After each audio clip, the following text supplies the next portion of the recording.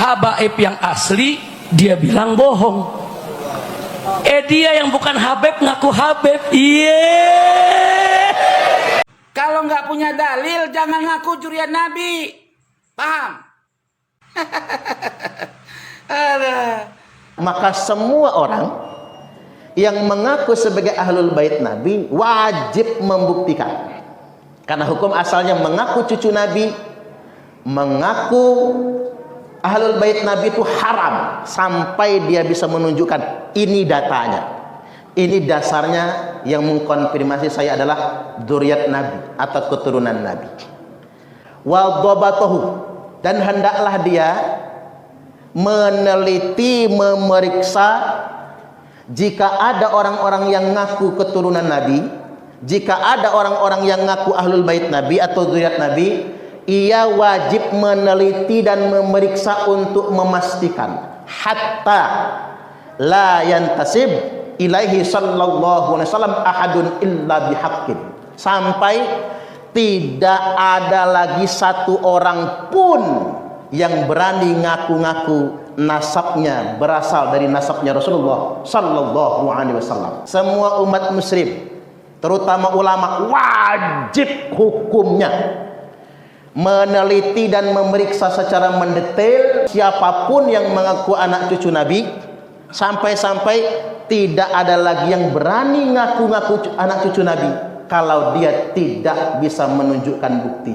illa bihaqqin, kecuali dengan data atau bukti yang benar. Semua ulama se-Indonesia raya tercinta ini wajib hukumnya mempertanyakan itu. Kalau ulama tidak mempertanyakan, ulama telah mengkhianati umat Islam.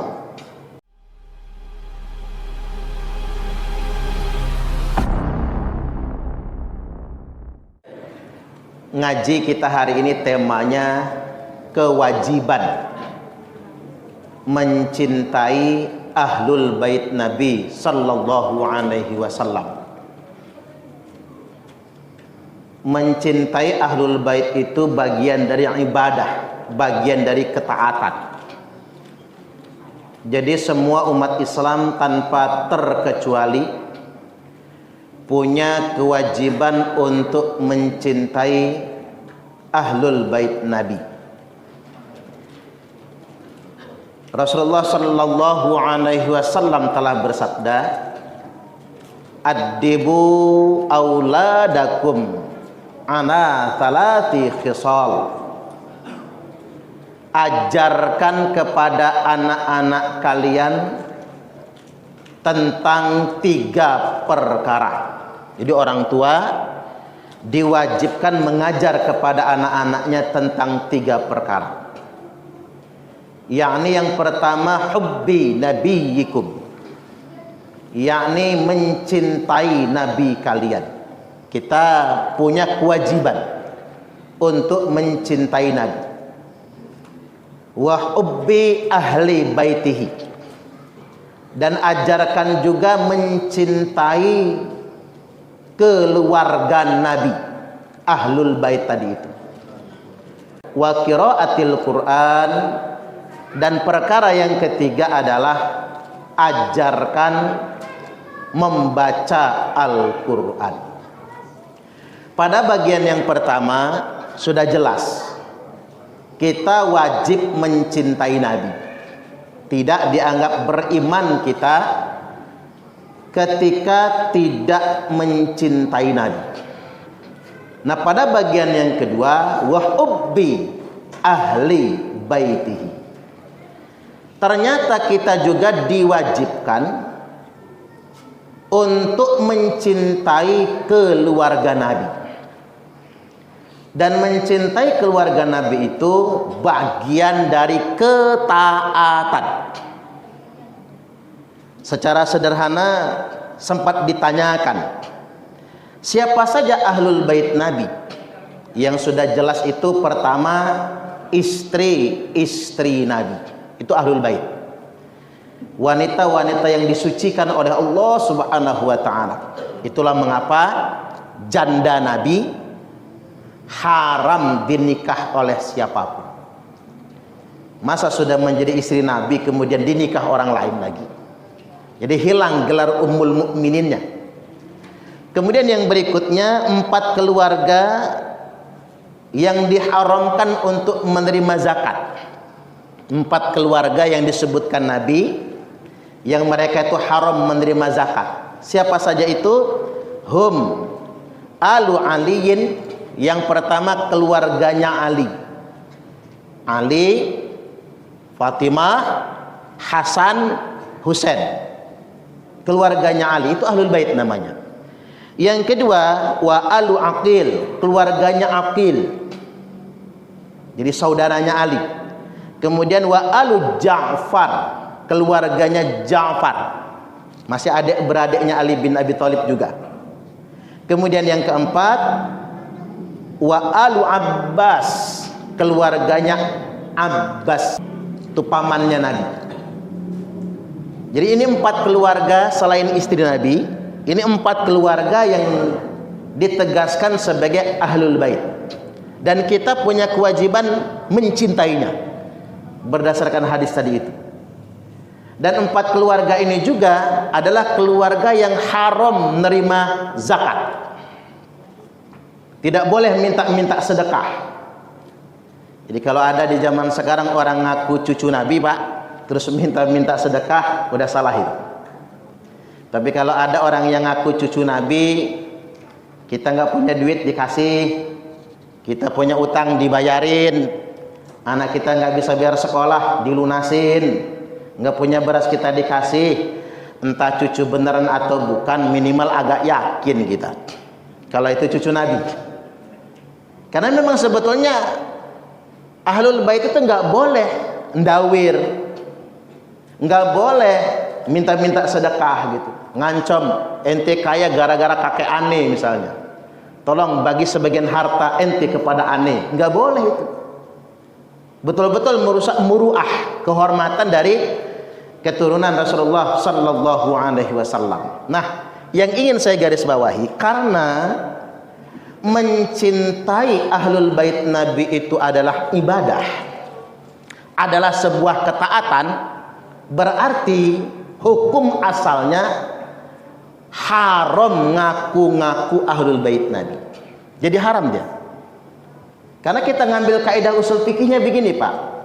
Al aslu fil ibadati at-tauqif kalau kata Imam Ahmad, atau at-tawaqquf. Hukum asal dari ibadah itu terlarang hingga munculnya dalil. Atau dalam bahasa yang lain, al aslu fil ibadati at-tahrim. Hukum asal dari segala ibadah dan ketaatan adalah diharamkan. Semua ibadah itu haram.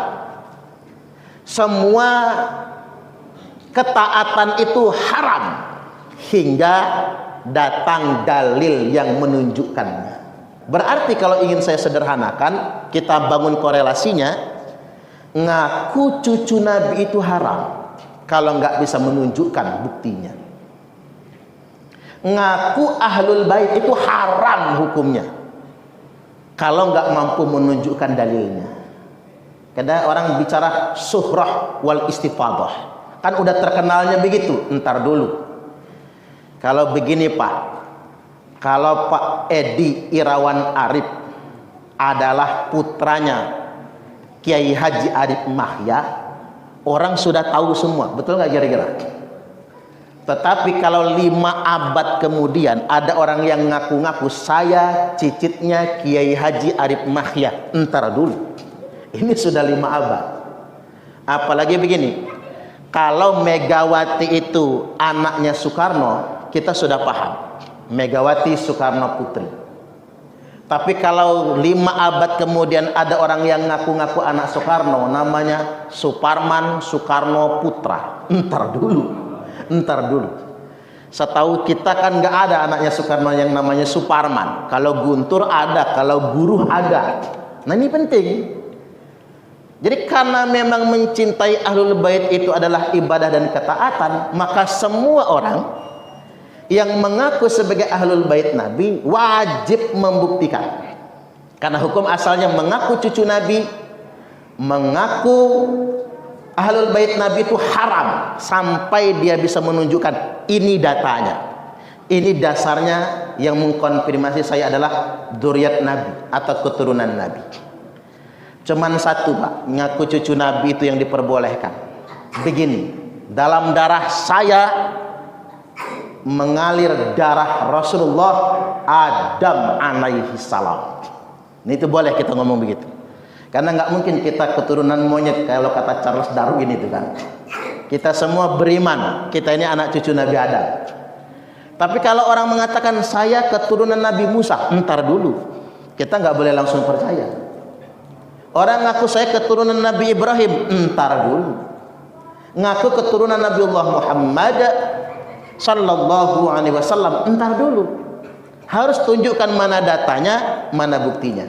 Mengapa saya sampaikan begini? Karena ulama ahlu sunnah wal jamaah sudah menghimbau siapapun yang ngaku-ngaku ahlul bait Nabi, ngaku-ngaku cucu Nabi, wajib ditanyakan buktinya dan wajib diteliti.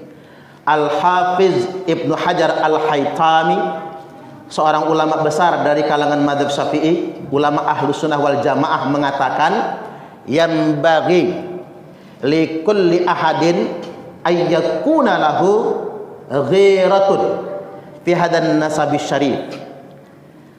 Niscaya sudah semestinya setiap orang yang ngaku umat Nabi Muhammad, kita ini umat Nabi ini, Pak, setiap orang harus punya sensitivitas, sensibility, sense of crisis kalau kata orang sekarang, harus benar-benar sensi kepada orang-orang yang ngaku-ngaku cucu Nabi. Jadi ayyakuna lahu ghiratun fi hadan nasabi syarif. Kita harus benar-benar punya ghirah, punya kecemburuan terhadap nasab mulia keturunan Rasulullah sallallahu alaihi wasallam. Wa dhabatahu, dan hendaklah dia meneliti, memeriksa jika ada orang-orang yang ngaku keturunan Nabi, jika ada orang-orang yang ngaku ahlul bait Nabi atau dzurriyyat Nabi, ia wajib meneliti dan memeriksa untuk memastikan hatta la yantasib ilaihi sallallahu alaihi wasallam ahadun illa bihaqqin, sampai tidak ada lagi satu orang pun yang berani ngaku-ngaku nasabnya berasal dari nasabnya Rasulullah sallallahu alaihi wasallam. Saya ingin sederhanakan maksud Al-Hafiz Ibnu Hajar Al-Haytami. Semua umat muslim, terutama ulama ini, ya kalau yang awam-awam mungkin gak bisa menelitilah. Semua umat muslim, terutama ulama, wajib hukumnya meneliti dan memeriksa secara mendetail terhadap seorang siapapun yang mengaku anak cucu Nabi, sampai-sampai tidak ada lagi yang berani ngaku-ngaku anak cucu Nabi kalau dia tidak bisa menunjukkan bukti. Illa bihaqqin, kecuali dengan data atau bukti yang benar. Ini wajib. Mengapa saya sampaikan ini materi malam ini? Indonesia adalah pasar yang paling subur untuk orang yang ngaku-ngaku anak cucu Nabi, Pak. Itu yang jadi masalah.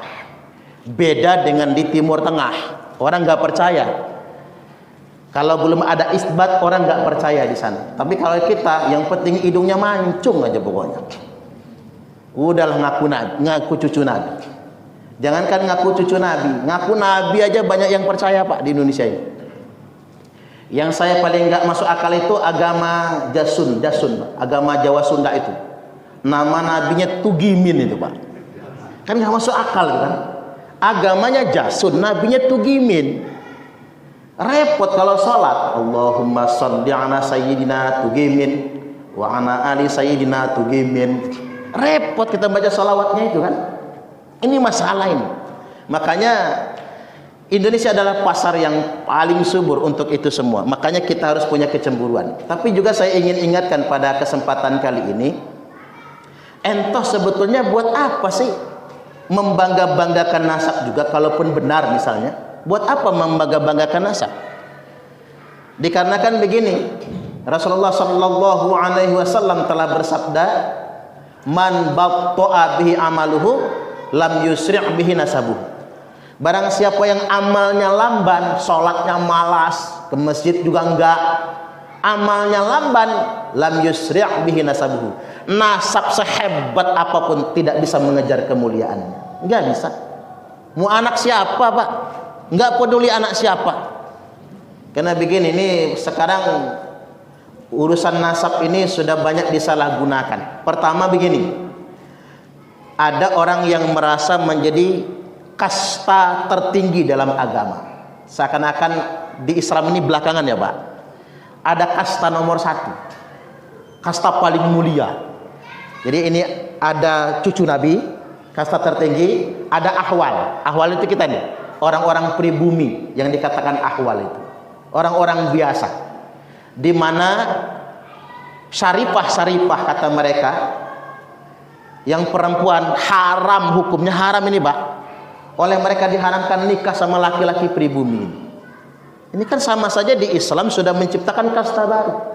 Padahal dalam peristiwa Futuh Mekah di depan Ka'bah, Rasulullah sallallahu alaihi wasallam telah bersabda, "Innallaha qad adhaba ankum ubiyatal jahiliyah wa ta'adumaha bi'abaiha." Sesungguhnya Allah setelah menghapus dari kalian semua kebanggaan, feodalisme, kesombongan jahiliyah, di mana masyarakat jahiliyah itu terbiasa membangga-banggakan nasab, membangga-banggakan leluhur, membangga-banggakan keluarga mereka. Itu jahiliyah. Makanya tadi kita mesti bertanya Pak, kalau ada orang-orang yang membanggakan nasabnya, nggak mungkin dia cucu Nabi. Karena kalau cucu Nabi setidak-tidaknya dia punya akhlak, walaupun nggak 100% nyontoh Nabi, minimal ada yang dicontoh dari Nabi. Nggak mungkin dia akan membanggakan nasabnya, nggak mungkin. Nggak mungkin dia akan menjual nasabnya. Apalagi tadi Pak, untuk alat kebanggaan tadi. Apalagi untuk merasa menjadi warga agama kelas 1. Kemudian ada muncul yang doktrin-doktrin yang namanya anak cucu Nabi. Saya langsungin aja kalimatnya. Yang namanya habaib, walaupun saya ingin luruskan di sini, Habib itu bukan panggilan buat cucu Nabi. Kita buka kitab-kitab itu, semua ulama sepakat panggilan buat cucu Nabi itu bukan Habib, tapi Sayyid dan Syarif, Syarifah atau Sayyidah. Tapi kok sekarang Habib? Ya, anggaplah begitulah. Yang namanya Habib walaupun nggak sholat, walaupun ahli maksiat, masuk surga karena matinya nanti husnul khotimah. Begitu Roma Irama buka ke depan, mereka protes. Roma Irama itu mengada-ngada, bukan mengada-ngada, kuping saya sering dengar kok. Di mana mereka mengajarkan kayak gitu modelnya, sering dengar kita doktrin-doktrin yang kayak gitu. Padahal Nabi bersabda, "Wahai Quraisy," kata Nabi. Nabi kalau nyebut Quraisy sukunya berarti Pak, sama kayak kita. "Hei senak lepung," berarti orang Lampung nih maksudnya. "Wahai Quraisy," kata Nabi, "la ughni ankum minallahi syai'a." Saya Muhammad nggak bisa nolong kalian kalau kalian tidak bertakwa kepada Allah. Ini Nabi cara sama sukunya, ngurucut. "Wahai Bani Hasyim," kata Nabi. Kalau Nabi nyebut Bani Hasyim Pak, udah mulai klan. Kalau Quraisy itu suku, Bani Hasyim itu klan. "Wahai Bani Hasyim," kata Nabi, "la ughni ankum minallahi syai'a." Saya Muhammad tidak bisa menolong sedikit pun kalian di hadapan Allah kalau kalian tidak bertakwa. Masuk lagi Nabi, "Wahai Bani Abdul Muthalib," wahai keturunan Abdul Muthalib. Nah ini langsung merucut dari suku masuk ke klan, masuk ke keluarga. "Wahai keturunan Abdul Muthalib," berarti sesama sesepuh Nabi beserta anak cucunya. "La ughni ankum minallahi syai'a." Saya Muhammad tidak bisa menolong kalian sedikit pun kalau kalian tidak bertakwa. Lebih dalam lagi Nabi nyebutnya apa? "Ya Fatimah." Ini langsung ke anak nih Pak. "Ya Fatimah, la ughni anki minallahi syai'a." Saya bapakmu Fatimah, tidak akan bisa menolong kamu sedikit pun kalau kamu tidak bertakwa kepada Allah.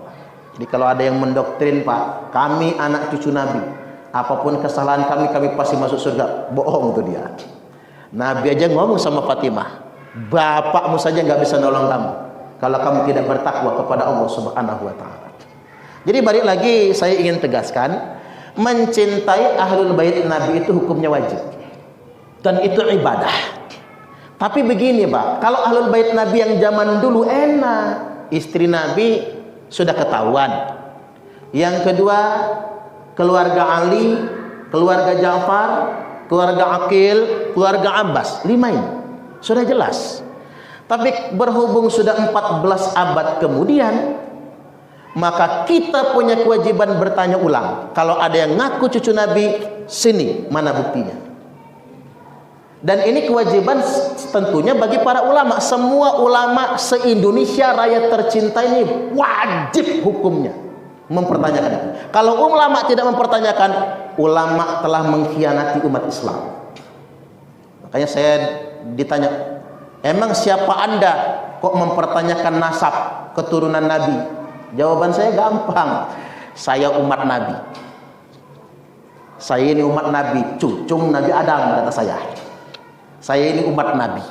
Sebagai umat Nabi, karena saya punya kewajiban mencintai keluarga Nabi, sebagai umat Nabi, saya harus bertanya kepada siapapun yang ngaku anak cucu Nabi, mana datanya, mana buktinya. Harus begitu. Ini bukan membenci keluarga Nabi agar tidak ada yang mengaku-ngaku, apalagi untuk kepentingan yang menyimpang, apalagi untuk melanggar syariat agama. Jadi balik lagi, Pak, Islam ini agama yang mudah sebetulnya. Jangan dibuat rumit juga pada akhirnya. Jadi jangan menggunakan agama buat ngancam. Kalau nggak cinta Habib, mati su'ul khotimah. Kalau nggak cinta Habib, nanti walaupun ahli ibadah masuk neraka. Na'udzubillah. Nabi aja nggak kayak gitu kan? Oke, kalau memang itu mau dianggap benar. Karena kami kalau nggak cinta Habib masuk neraka, maka kami, karena ini masalah surga sama neraka ini, Pak, maka kami sebagai umat Nabi punya kewajiban juga bertanya, mana buktinya kalau Anda merupakan cucu Nabi? Tidak boleh hanya mengaku-ngaku saja. Ini penting untuk kita garis bawah. Karena begini, kalau cucu Nabi betulan, Pak, nggak akan membanggakan nasab. Saya ambil contoh sederhana. Kita punya Wali Songo. Wali Songo itu rata-rata kan keturunan Nabi. Terutama yang katakanlah yang paling dekat sama kita, Sunan Gunung Jati, Syarif Hidayatullah, itu kan cucu Nabi, Pak. Syarif Hidayatullah itu gelarnya saja Syarif, berarti dari Imam Husain, karena bapaknya itu Raja Mesir. Bapaknya Raja Mesir, anak-anaknya dikirim, salah satunya di Indonesia untuk berdakwah di Indonesia di abad ke-15 Masehi. Bahwa Islam ke Indonesia ini, memang sih Islam masuk ke Indonesia itu sudah sejak abad awal katanya, cuman kan belum tersebar. Nah, baru tersebarnya di Wali Songo. Salah satu penyebarnya adalah Sunan Gunung Jati. Nah, Sunan Gunung Jati ini datang ke Lampung, ke kerajaan Pugung. Di Pugung sana itu, Pak, Pugung Raharjo kan, kerajaan Pugung. Daripada perang dibuatlah pernikahan kerajaan. Maka Sunan Gunung Jati menikah dengan Putri Sinar Alam. Pernikahan Sunan Gunung Jati dengan Putri Sinar Alam itu bukan pernikahan selir, bukan, pernikahan kerajaan. Jadi Putri Sinar Alam, Putri Lampung, itu bukan jadi selir, tapi pernikahan kerajaan. Kalau selir pasti dibawa ke Cirebon, karena bukan selir, tinggalnya di Lampung. Pernikahan dengan Putri Sinar Alam, punya anak namanya Raden Muhammad Aji Saka. Berarti kan nyambung kepada Nabi Raden Muhammad Aji Saka ini, karena turunan laki-laki. Yang di Lampung dikenal dengan Ratu Darah Putih, karena inilah pendiri Keratuan Darah Putih. Raden Muhammad Aji Saka ini punya cicit namanya Raden Intan Kesumaratu I, punya cicit, kan begitu. Nah, cicit beliau ini punya anak 2 dalam catatan sejarah. Nggak tahu kalau anak yang lain dalam catatan sejarah. Anak pertama namanya Raden Imba Kesumaratu II. Anak kedua namanya Dalom Kesumaratu. Ini 2 anaknya nih. Nah, Raden Imba Kesumaratu II perang sama VOC, sampai dibuang ke timur Belanda, dibuang sampai mati dibunuh. Yang istrinya sedang hamil, begitu sang ayah dibunuh Belanda, sang putra lahir. Nah, sang putra yang lahir ini namanya Raden Intan Kesumaratu II atau Raden Intan II, yang perang melawan Belanda, gugur di usia muda. Kalau tidak salah 22 atau 23 tahun. Belum punya anak. Karena beliau meninggal dilanjutkan oleh pihak pamannya dalam Kesumaratu yang disebut dengan Raden Muhammad Jamil itu. Nah, sampai sekarang masih ada keturunannya. Masih ada. Dan saya sarankan kepada keturunannya, coba tes DNA dulu. Dites DNA. Kalau J1 berarti nyambung cucu Nabi. Tapi saya nggak pernah ngedengar keturunan Raden Intan mengatakan dalam darah aneh nih mengalir darah Rasulullah. Nggak pernah, Pak. Karena memang cucu Nabi nggak mungkin membanggakan nasab, nggak mungkin itu. Karena ini penting. Bahkan begini, saya soal ke keturunan Raden Intan di Kuripan sana itu, yakin nggak kata saya, kalau anda ini keturunan Nabi? Saya nggak berani meyakini Ustaz. Nggak berani, Pak. Takut sombong. Tahu kalau kami ini cicitnya Raden Intan, iyalah katanya. Kalau kami ini keturunan Raden Muhammad Aji Saka atau Ratu Darah Putih, iyalah, kami percaya itu. Tapi kalau keturunan Nabi, kami takut malah takabur nanti. Nah ini, Pak. Dan saya lihat memang keturunan laki-laki dari Raden Intan itu, zuriat Raden Intan satu itu kan gede-gede badannya. Enggak normalnya wayah fisiknya orang kita pada umumnya, Pak. Gede besar. Benar kalau dalam catatan Belanda itu ada anak muda di Lampung itu namanya Raden Intan itu yang badan besar, gagah dan tidak terkalahkan dalam pertempuran. Benar itu. Kecuali ketika dia ditipu ya, karena diracun pakai daging kerbau itu. Nah, cuman saya ini mengutip saja. Artinya Lampung punya sejarah loh, Pak. Makanya di Lampung ada istilah buaya aji, buaya Rasul kan. Buaya aji, buaya Rasul di Lampung itu kan berarti keluarga Rasul. Tapi mengapa tidak pernah dibangga-banggakan? Karena memang nggak harus dibanggakan yang sedemikian rupa. Tapi bahwasanya kesadaran kita kalau ada yang ngaku anak cucu Nabi harus kita tanya dalilnya apa, datanya mana, kitabnya mana, tes DNA-nya apa, wajib itu. Agar mengapa tidak memanfaatkan agama untuk kepentingan tertentu. Baik, sampai di sini kita buka tanya jawab. Saya persilahkan. Pertanyaannya bebas, Pak. Ya, silakan.